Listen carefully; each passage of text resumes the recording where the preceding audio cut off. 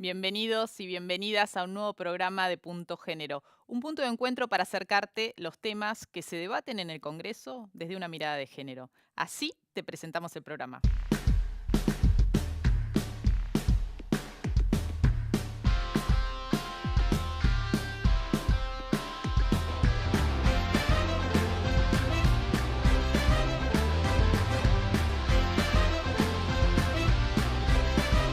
No soy tu deseo ni tu proyección.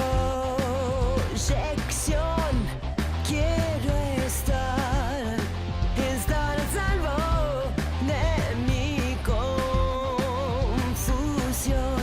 Porque yo nací mariposa, regalando luz de color, escondiéndome en una rosa.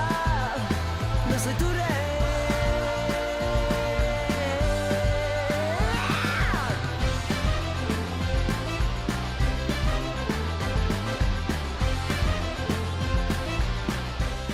Y hoy en Punto Género vamos a estar hablando de un tema que genera discusiones, polémicas, preocupaciones y tiene que ver con los escraches que se han dado en este último tiempo dentro de las escuelas secundarias hacia varones que tenían conductas inapropiadas, abusivas o ejercían violencia contra sus propias compañeras.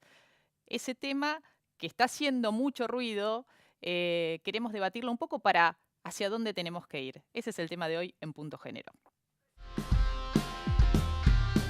En los últimos años, las adolescentes comenzaron a problematizar el modo en que se producen los intercambios entre chicos y chicas, dentro y fuera de la escuela, las relaciones de poder establecidas, los modos de seducción, los juegos de la sexualidad, las identidades y deseos sexuales, y las diferencias entre seducción y violencia. Este avance llevó a señalar como abusadores a todos los jóvenes varones que ejercen la insistencia o algún tipo de presión para imponer sus condiciones sobre las chicas. La primera solución fue marginar a esos pibes, prohibirles el ingreso a las fiestas, la participación a las marchas y otros espacios colectivos, y escracharlos en las redes sociales. La necesidad de desarmar las modalidades del machismo, que ejercen desde siempre un poder hegemónico sobre las pibas, colocándolas en un lugar de sumisión, nos invita a repensar los juegos amorosos y de seducción, y a preguntarnos si se puede catalogar de machista a un adolescente como a un adulto, y cómo actuar ante las violencias que viven las adolescentes.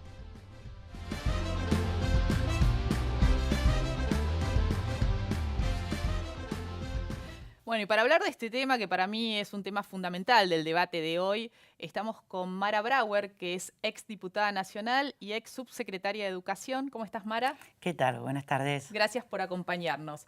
Y estamos también con Guadalupe Migueles, que es exalumna del Colegio Nacional Buenos Aires. ¿Cómo estás? Hola, ¿cómo estás? Gracias, ¿eh? No, gracias a ustedes. Bueno, ¿qué piensan de este tema? Bueno, yo particularmente la metodología del escrache no me gusta, y mucho menos en una escuela secundaria. Estamos hablando de una escuela, entonces estamos hablando de un lugar donde los jóvenes y las jóvenes van a formarse. Por lo tanto, todo lo que suceda en una escuela tiene que ser educativo. Y nada que implique la marginación o la punición en sí tiene efecto educativo. Eso lo decimos tanto en los escraches como en que ahora se está tratando en el Congreso de modificar la ley penal juvenil o toda la discusión de bajar la edad de imputabilidad a los chicos. Nosotros decimos que los jóvenes o los chicos, los adolescentes son adolescentes, y la responsabilidad del Estado es la formación y ayudarlos a que asuman progresivamente sus responsabilidades, por los actos que realizan. Y en tu caso, Guadalupe, bueno, el año pasado eras alumna. No, el año anterior, pasado no. el anterior. Yo egresé en 2017, terminé de cursar sexto año. Bien. ¿Cómo lo estás viendo? Digo, en las relaciones entre pares. En realidad, yo creo que la diferencia que hay entre el escracho es que el escracho suele salir de las mismas estudiantes, digamos, para sus compañeros, pero no es una cuestión institucional. Sí creo que ahí es donde la institución tal vez falla o debería dar algo más, ¿no? ¿Qué está pasando que nosotras tenemos la necesidad de salir a escrachar? Creo que es más bien esa la pregunta. Están cambiando, yo veo hoy como mi generación, mi año es muy distinto por ahí a chicos que tienen 4 o 5 años menos, que tal vez empezaron el secundario con ni una menos. Yo tuve ni una menos en 4º año y fui consciente de un montón de cosas. ¿Qué te cambió a vos el ni una menos? A mí me cambió un montón. Yo siento que, es más, puedo reconocer situaciones de violencia que viví desde el 2015, las reconozco y las puedo identificar mucho mejor, digo, yo y todas mis compañeras, que las previas. Y yo creo que eso también es muy importante, ¿no? Porque muchas veces pasa en los espacios educativos que hay situaciones de violencia que tal vez por ser muy chicas las personas y por no tener la educación necesaria, ¿no? Una educación sexual integral real, no pueden ni siquiera identificar y tal vez estas cosas salen a la luz 1, 2, 3, 4, 5 años más tarde cuando pasó y cuando se hubiera podido hacer algo real y para sanar bien las situaciones tan difíciles. Estuvimos conversando con Eleonor Faur. Eleonor Faur, bueno, es una especialista en educación sexual integral, entre otras cosas,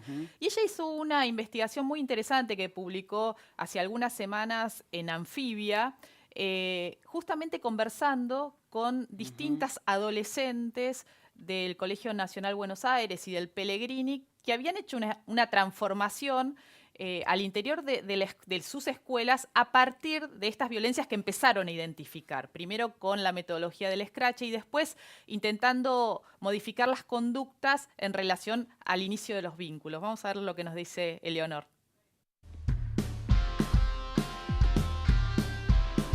Creo que uno de los mecanismos que usaron las chicas al principio, sobre todo, fue el de marginar a los varones que habían cometido o ellas veían que habían cometido situaciones abusivas. Entonces, primero había un enorme desconcierto, después fueron cambiando también los varones, porque también empezaron algunos, en la medida que también cambiaron las dinámicas de las chicas y las dinámicas de estos procesos de acusaciones, empezaron a revisar sus propias prácticas, ¿no? Ellas les decían... Las chicas les pedían a los varones que leyeran todos los testimonios de las chicas y trataran de identificar en dónde habían cometido alguna situación similar. Entonces aquellos varones que se animaban a hacer esto realmente encontraban que también estaban aprendiendo una dinámica de relaciones que tampoco era muy buena para ellos, o sea que los llevaba a décadas atrás y que eso ya no es parte de la juventud que tenemos hoy. También hubo una enorme ausencia de las autoridades que hubiera podido canalizar esta situación de otra manera. Está la educación sexual integral que hay que implementar, hay que trabajar muchísimo sobre el tema del consentimiento, que es lo que quieren las chicas. Hay que mirar el tema de los vínculos y la no violencia, hay que mirar la afectividad, que es uno de los componentes de la ESI, y que es decir, cómo se sienten las chicas frente a tal y tal cuestiones. Es necesario no estigmatizar a una persona, sobre todo una persona tan chiquita, ¿no? Un adolescente, para llamarlo abusador frente a una situación que perfectamente puede modificarse.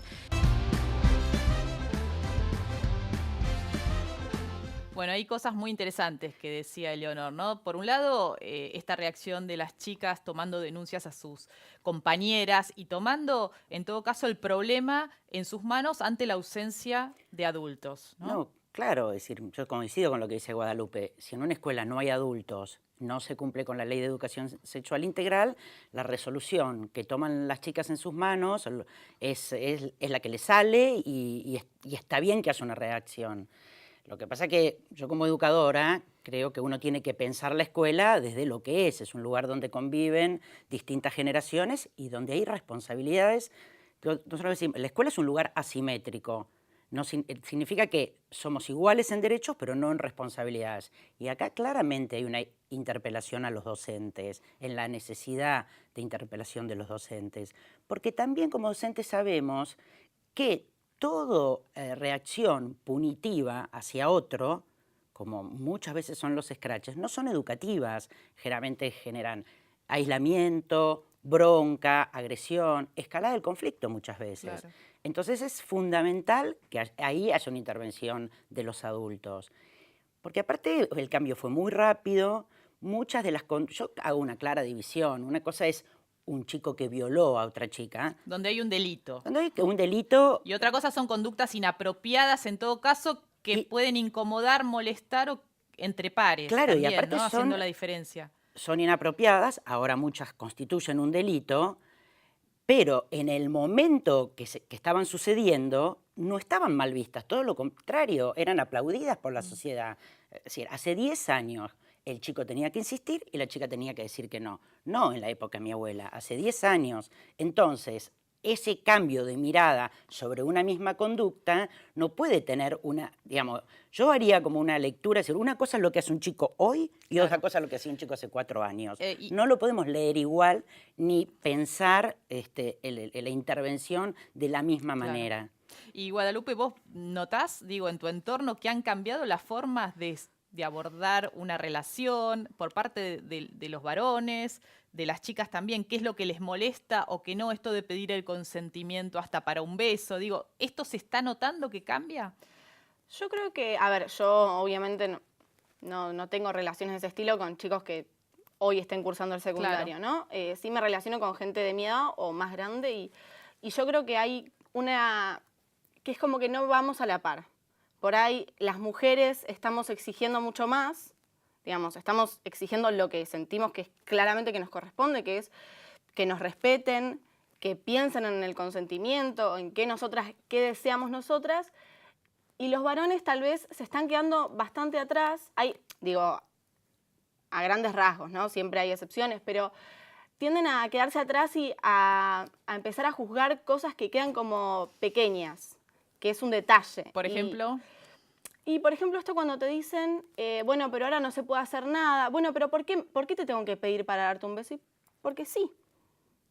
Porque todo pedimos. Si yo te ofrezco agua y vos me decís que no, yo no te tiro el agua en la cara. Claro. Y resulta razonable.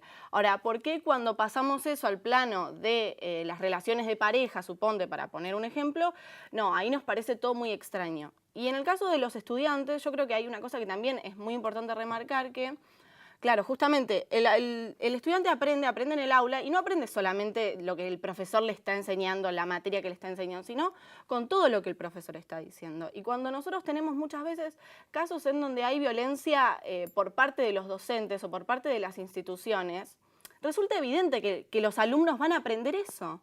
Digamos, uno no va al colegio solamente a aprender matemática, historia, física y química. Va también a aprender cómo relacionarse en el mundo. Y cuando vemos que hay docentes que humillan, que acosan o que maltratan alumnas, obviamente ellos van a reproducir las mismas conductas y después no van a entender cuando nosotras les exijamos que no pueden hacer esas cosas, les exijamos más.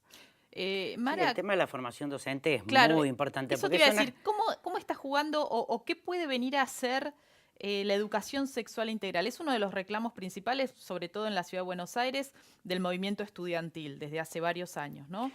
Bueno, vos te acordás porque estuviste en la presentación cuando nosotros en la gestión de Silioni presentamos el material de educación sexual para charlar en familia.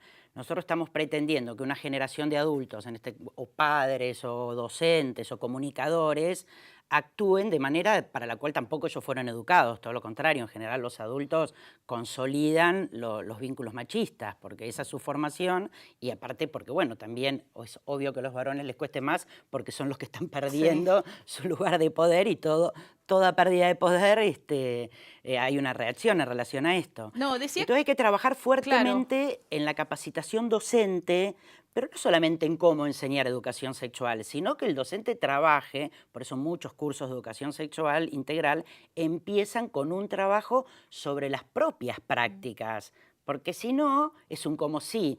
Entonces, es decir, es muy fácil para un docente decir no hay que discriminar, y después se ríen cuando un chico se burla de otro porque es gordo, o escuchan villero y no dicen nada. Porque, bueno, las pautas culturales también van para los docentes y el machismo está sumamente arraigado en nuestra sociedad. Guadalupe, fuiste del grupo de egresades que se plantó ahí a fin de año levantando banderas contra los docentes que a lo largo de su trayectoria en el Colegio Nacional de Buenos Aires habían tenido conductas de ejercicio de violencias diversas, ¿no? ¿Para qué les sirvió eso? En realidad nosotras no nos plantamos frente a los docentes, sino justamente frente a la violencia institucional. Yo creo que es justamente eso, porque nadie es violento si no tiene un sistema que lo respalde atrás. Y estas cosas que pasaban, no era uno que hacía una cosa aislada. sino que era una cuestión sistemática en donde había una institución que lo avalaba. Y yo creo que eso sirve porque hoy, en general, el alumnado está mucho más consciente y hoy los mecanismos funcionan mejor y están todos un poco más avisados y la violencia, si bien sigue existiendo un montón, no vamos a decir que desapareció de la noche a la mañana, me encantaría, pero no es una realidad, pero está empezando a bajar. Están dejando de ser iguales, están empezando a repensarse y hay una exigencia, esta vez de todo el alumnado, muy fuerte. Entonces, ya las cosas que tal vez yo hace 3 años o 4 podía llegar a soportar, podía llegar a discutir, pero más o menos, bueno, pasa, hoy ya no, y es cada vez menos, y es una tendencia, es un poco año a año, día a día, ir cambiando eso y revirtiéndolo, y que los docentes también vayan entendiendo esto, que ellos forman parte y que tienen que educar y que educan con todo, que educan con el ejemplo. ¿Qué pensás, Mara, frente a la resistencia a la ESI, a la educación sexual integral de sectores más conservadores, como se vio el año pasado después del debate del aborto, cuando se intentó hacer una reforma y salieron con esta campaña tan fuerte con Mis hijos no te metas, que está extendida por toda Latinoamérica, ¿no? Sí, y el mundo tiene una enorme influencia en la ONU, están haciendo mucho lobby. Creo que son muy peligrosos y que por eso tenemos que estar muy atentas en nuestras estrategias, porque justamente lo que están buscando estos grupos es que se genere confrontación. Entonces, a mí me parece muy importante que en los barrios, en las escuelas, que en los medios de comunicación expliquemos claramente qué es la ESI. Yo lo veo, me hace acordar a la época del comunismo, que van a secuestrar a tus chicos y los van a convertir en no sé qué. Ahora, estas cuestiones que generan terror. El temor a la diversidad sexual, El temor a la ¿no? diversidad lo van a convertir en un travesti. Entonces, digamos, sabemos cómo estas cosas se imponen con la fake news, y entonces hay que trabajar muy fuertemente, yo creo, en la divulgación de lo que es la educación sexual integral. Creo que tenemos que hacer trabajo territorial y de divulgación de estos temas, explicando a los medios de comunicación, explicándole a las familias qué se enseña cuando se enseña educación integral. Los padres tienen miedo y dicen, en el jardín infante les van a decir, en el jardín infante se le enseña a los chicos a saber cómo se llaman las partes del cuerpo y a explicarles qué partes del cuerpo que nadie les puede tocar. Claro. Y que la pedagogía del jardín infantes no es hablar de las cosas que los chicos no pueden entender, sino fundamentalmente basarse en aquellas cosas que los chicos preguntan. Pero bueno, están queriendo construir un monstruo con esta excusa de la ideología de género, donde se pone a las mujeres en lugares de agresivas, destructoras de la familia. Creo que en vez de enojarnos y polarizar, tenemos que explicar mucho. Muchas gracias a las dos. Tema para seguir hablando, para seguir debatiendo, porque bueno, es parte de los efectos, como decía Guadalupe al principio, del Ni Una Menos, todo lo que has ido generando, moviendo los márgenes, ¿no? Empujando y ampliando derechos. Muchas gracias. No, gracias. Seguimos después de la pausa con más Punto Género, no te vayas.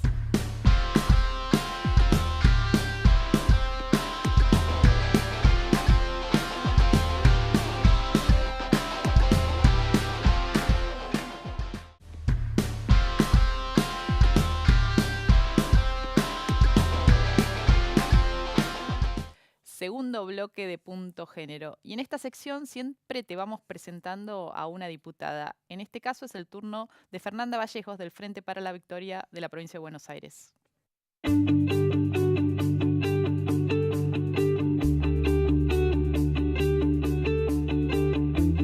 Soy Fernanda Vallejos, soy diputada nacional por la provincia de Buenos Aires, por Unidad Ciudadana, bueno, bloque Frente para la Victoria PJ.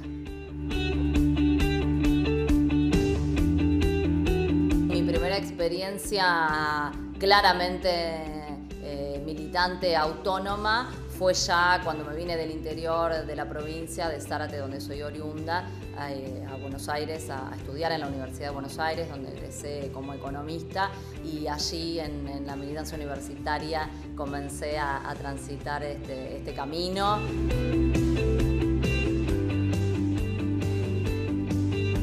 La vida pública ha estado durante muchísimas décadas dominada por los varones, ¿no? No solamente el ámbito de la política, también cuando uno observa lo que sucede con la dirigencia empresarial, la verdad es que abundan los varones y son muy pocas las mujeres que intervienen con capacidad de decisión en esos ámbitos de poder, con lo cual, bueno, me parece que estamos en un momento bisagra, no solamente en la Argentina, también en el mundo. Esto es un fenómeno que trasciende las fronteras de nuestro país.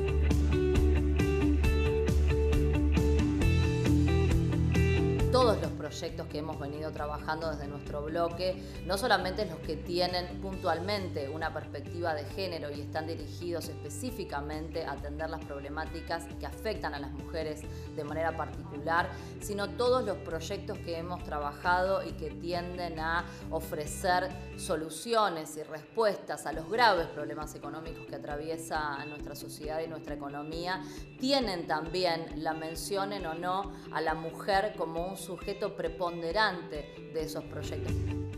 Y ya estamos con nuestra cronista parlamentaria estrella, Amanda Alma. ¿Cómo andás, Amanda? Bien, muy bien. ¿Bien? Sí. ¿Cómo está la semana? ¿Se mueve la Cámara de Diputados? Se mueven algunas cosas y bueno, con temas importantes que comienzan ahora su debate también. Bien, ¿tenemos noticiero? Sí. Dale, lo vemos. Chicago eligió a la primera alcaldesa afroamericana y visiblemente lesbiana. Se trata de Lori Lightfoot, abogada y ex fiscal federal de 56 años de edad. Nunca antes participó de una contienda electoral y en estas elecciones obtuvo el 74% de los votos.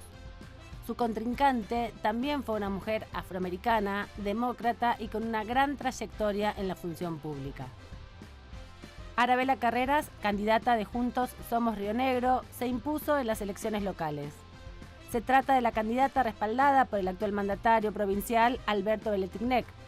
Logró el 52,5% de los votos frente al candidato del Frente para la Victoria, Martín Soria, que obtuvo el 35%, y la candidata de Cambiemos, Lorena Masset, con el 5,6%.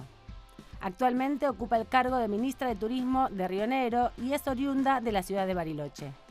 La senadora fueguina Miriam Bodigian presentó un proyecto de ley para que se beneficie a las mujeres que están en situación de vulnerabilidad. Propone la obligatoriedad de la provisión gratuita de elementos necesarios para la gestión menstrual de niñas, adolescentes y mujeres. Son varios los proyectos presentados en la Cámara y en distintas provincias y se espera su aprobación este año. La Comisión de Legislación Penal de la Cámara de Diputados firmó el dictamen consensuado que tipifica como delito el acoso callejero. Busca incorporar el artículo 129 bis al Código Penal. La idea es tender a que este tipo de acciones comúnmente realizadas en la vía pública, de inferir a las personas, no lo catalogamos solamente a las mujeres, sino a cualquier persona, gestos, actos, comportamientos, expresiones de índole de contenido sexual, lo que se llama el acoso callejero, el acoso sexual callejero. Se presentó en la Biblioteca del Congreso de la Nación el documental Campo de Batalla, Cuerpo de Mujer. La película narra la violencia política sexual que vivieron las mujeres en Argentina y otros países de Latinoamérica, producto del terrorismo de Estado. A través de testimonio de distintas mujeres, recupera sus experiencias, recuerdos y denuncias. El 1 de abril del 2009 se promulgó la Ley 26485 de protección integral para prevenir, sancionar y erradicar la violencia contra las mujeres. La iniciativa fue aprobada por 174 votos a favor. Es la principal ley que define tipos y modalidades de violencia de género, busca eliminar la discriminación entre mujeres y varones, garantiza el derecho a vivir una vida sin violencia y remover los patrones socioculturales que promueven y sostienen la desigualdad de género.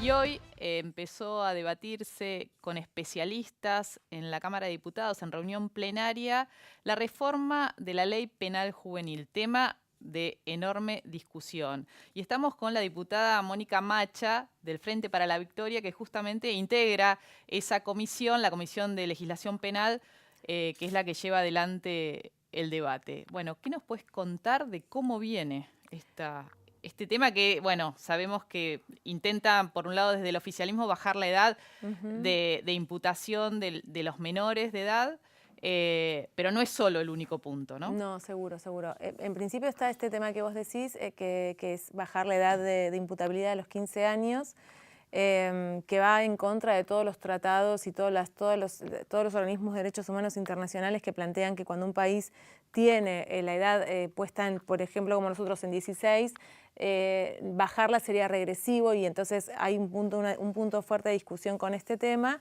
Y además con el sistema de responsabilidad juvenil que plantea el oficialismo, que por ejemplo, digo, si bien en el armado hay como un texto que podés estar de acuerdo más con algunas cosas que con otras, lo cierto es que si esta ley se sanciona, a los 60 días entra en vigencia la baja de edad, de punibilidad, y para generar los dispositivos que permitan reincluir a ese sujeto, plantean un tiempo de 7 años para cada provincia. Entonces, esa brecha en sí misma ya es preocupante, más en el contexto de gobierno. Hay una cosa que es importante por ahí aclarar para quien no está en tema. Es importante tener una ley de responsabilidad penal juvenil, que hoy no se tiene. Sí, eso es importante. ¿No? Eso hay que aclararlo. Sí. No es que en sí misma la ley o esta discusión, en todo caso, vaya contra los derechos de la niñez o la infancia.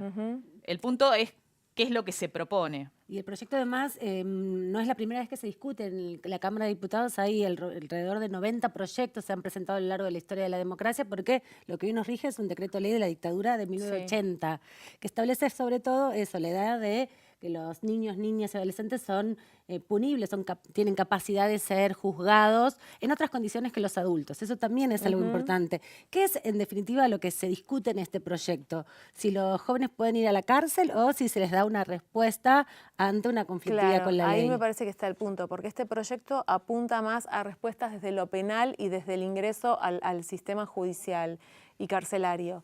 Y en cambio yo creo que ahí hay que poder discutir cuál es la respuesta integral que puede generar un Estado que está preocupado por esta situación. Y ahí es lo contradictorio, cuando vemos que los presupuestos se achican en todas las áreas que tienen que ver con prevención y con promoción de derechos de niñas, niños y adolescentes, y la respuesta entonces queda desde el lado de lo punitivo. Me parece que ahí es el punto tal vez más fuerte. Pero sí hay una cantidad de chicos, alrededor de 7.000 que están en el país judicializados por distintas razones, y hay alrededor de más o menos 1.000 que están en situaciones complicadas, ¿no? Que han cometido delitos penales graves. El punto sería por ahí aclarar, digo yo, te estoy escuchándolas, muy interesada. Esta ley lo que plantea es qué se hace cuando un menor, ya sea de 15 o de 16. Exacto. Hoy es de 16, si prospera esta propuesta del oficialismo será de 15 cuando comete un delito, ¿no? Exacto. ¿Qué respuesta le da el Estado? ¿Lo juzga como un adulto o le da un régimen especial donde haya penas o castigos o sanciones diferentes, alternativas, con otro tipo que apunten más a la reeducación, ¿no? Estamos Claro. hablando de adolescentes. Exactamente. Lo que tenemos hoy es que quedan en un limbo que no es ni una cosa ni la otra, pero más cercana a un régimen penal como el de los adultos. Entonces, en ese punto sí es importante contar con un régimen penal juvenil. No de estas características que plantea el oficialismo, pero sí es necesario una respuesta desde el Estado frente a esa problemática. ¿Cuáles son los consensos básicos que hay desde los distintos proyectos que se han presentado con respecto a qué tendría que incluir un régimen penal juvenil? Es que en verdad hay, como vos decías, hay muchos proyectos, y de hecho hoy escuchábamos, además del proyecto del oficialismo, otros proyectos de otros bloques. Y bueno, y ahí me parece que lo que más marca la diferencia es la concepción, el paradigma. Si te parás en un paradigma que está vinculado a lo que es la ley 26.061, digo, como esta idea de la promoción y del cuidado integral de los derechos de niños, niñas, adolescentes, o si volvemos de algún modo a un paradigma similar al que dejamos, más tutelar, ¿no?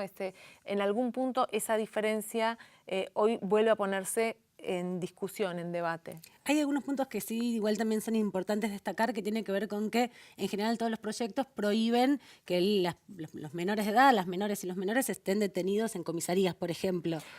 Bueno, ahí hay un tema, porque el proyecto del oficialismo plantea hasta 48 horas, donde un pibe o una piba de 15 años, en el caso de que se bajara la edad, o de 16, puede estar hasta 48 horas en una comisaría. Hoy ese límite es hasta 12 horas. Entonces, esas situaciones también... Es regresiva. Absolutamente. ¿Cómo va a seguir la discusión? Hoy se produjo la primera reunión plenaria donde empiezan a venir invitadas, especialistas, a debatir. ¿Cómo es el cronograma La de idea debate? es que tenemos martes y jueves de debate. Tiene algunas características similares a lo que fue la discusión por la interrupción voluntaria del embarazo. Pocas, pero tiene algunas similitudes. Martes y jueves van a ser los días de reuniones plenarias. Los martes desde las 9:30 hasta las 18, los jueves hasta el mediodía. Pero son cerca de 5 o 6 encuentros y un encuentro final de discusión y de debate entre diputados y diputadas. Parece poco para discutir un tema tan importante y una deuda tan importante de la democracia, porque eso, hay 1000 chicos que están en situaciones muy complicadas y a la discrecionalidad de los jueces también. Exactamente. Bueno, vamos a seguirlo atentamente. Gracias, ¿eh? Gracias. Se acabó el programa. Nos volvemos a encontrar la semana próxima con más Punto Género. Chau.